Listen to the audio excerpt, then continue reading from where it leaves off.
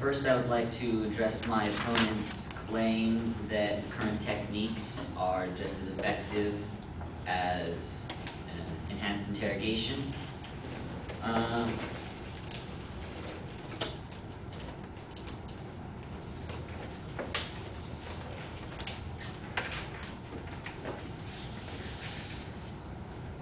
While this may be true in some cases, there are the cases where their subjects have been groomed to resist a lot of these traditional techniques. And it's really just not enough to rely on the mundane interrogation techniques when it comes to these highly trained, highly groomed terrorist leaders who often have the greatest amount of information. A few examples of this from Washington Post writer Mark Thresson are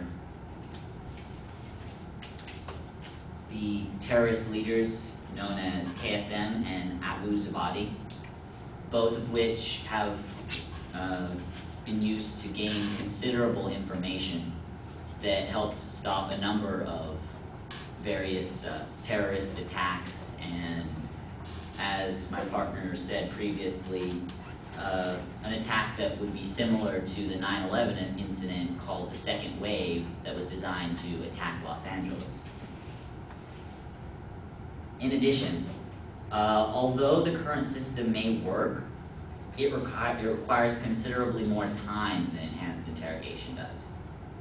Therefore, since time is quite important, especially in this situation, we really should be willing to adopt a somewhat distasteful approach when it can result in a number of lives being saved. This is supported by Brian Ross in an article for ABC News called CIA's Harsh Interrogation Techniques. And I quote, "The techniques are controversial among experienced intelligence agencies and military interrogators. Many feel that a confession obtained in this way is an unreliable tool.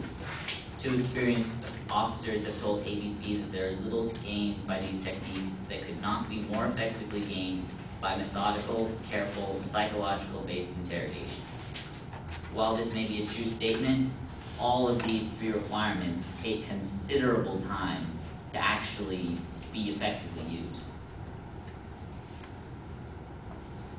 Lastly, we've already tried a less severe route to interrogation techniques. From a Newsweek article called "The Debate Over Torture," it describes the first high-value target captured by the U.S. intelligence agency. And it was discovered that he possessed a number of vital information involving various terrorist camps, and yet we still were subjected to 9/11 because we weren't able to receive enough information from him to stop it. Secondly, I will address my opponent's claim that these interrogation tactics can often lead to false information.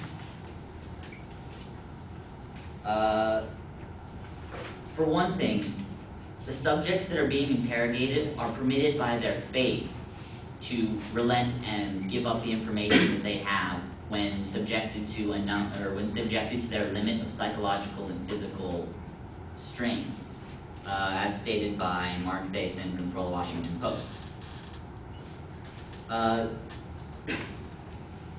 So, the amount of reliable information is far greater than might be assumed because of this fact and the examples that I'm about to give from the GTF Gitmo release information on detainees. The Joint Task Force of Guantanamo Bay remains the single best repository of al-Qaeda information in the Department of Defense. Many detainees have admitted close relationships or other access to senior al-Qaeda leadership. They provide valuable insight into the structure of that organization and associated terrorist groups that have identified additional al-Qaeda operatives and supporters that have expended our understanding of the extent of their presence in Europe, the United States, throughout the CENTCOM area of operations. In addition, much information has been garnered from Guantanamo and other such areas that practice advanced or enhanced interrogation that led to the discovery of a number of al-Qaeda training camps that severely helped our efforts in the war on terrorism. Lastly, I will address my opponent's claim that the enhanced interrogation techniques not only damage the U.S.'s reputation, but also puts our officials and civilians overseas at risk to retribution.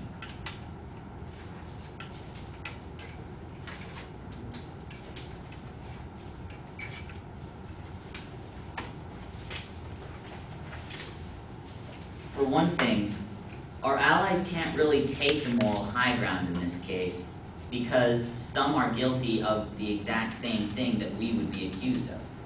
According to Evan Thomas in his article for Newsweek, Debate Over Torture, real-world choices are less black and white.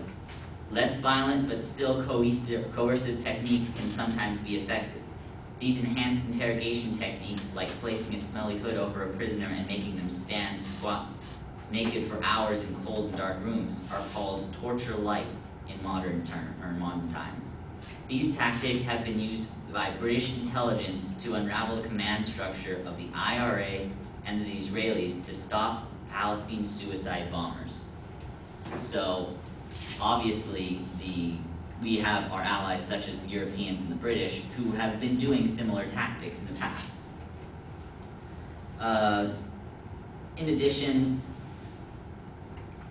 one would assume that the terrorists would desire revenge for these interrogations, but they have already been committing atrocities that are far worse than that, even before the first enhanced interrogation project was enacted. According to Tamer Al-Zabashi, in his article, Pearl Slave Video, Tape of Purported Vicious Execution Targets Recruits, cold-blooded terrorist recruiters have stepped to a new low, spreading a video of American journalist Daniel Pearl's execution over the internet to attract converts. The graphic footage began popping up on the web in recent days and is aimed at Saudi college students, high school students, and employed Saudis. CBS Evening News reports last night. This occurred in May 15, 2002. Nearly an entire year before the first enhanced interrogation technique began being enacted. Lastly, the fact is that a large population of Americans don't care that the U.S.'s image may be damaged in light of their actions when it involves them being safer as a result. According to a poll by Thomas Evans for Newsweek, the American public seems split. According to the latest Newsweek poll, 44% of public think that torture is often or sometimes justified as a way to obtain important information, while 51% says it's rarely or never justified. Clear majority, 58%, would support torture to thwart a terrorist attack, but asked if they would still support it if they made more enemies likely to, or it would, if that made it more likely enemies would use it against Americans. 50% said no. However, some 73% agree that America's image abroad has been hurt by the torture allegations. So 73% of people believe that our image has been damaged, and yet still, a near majority still supports it. That seems pretty obvious to me that image of the United States not nearly as important as the safety of the United States.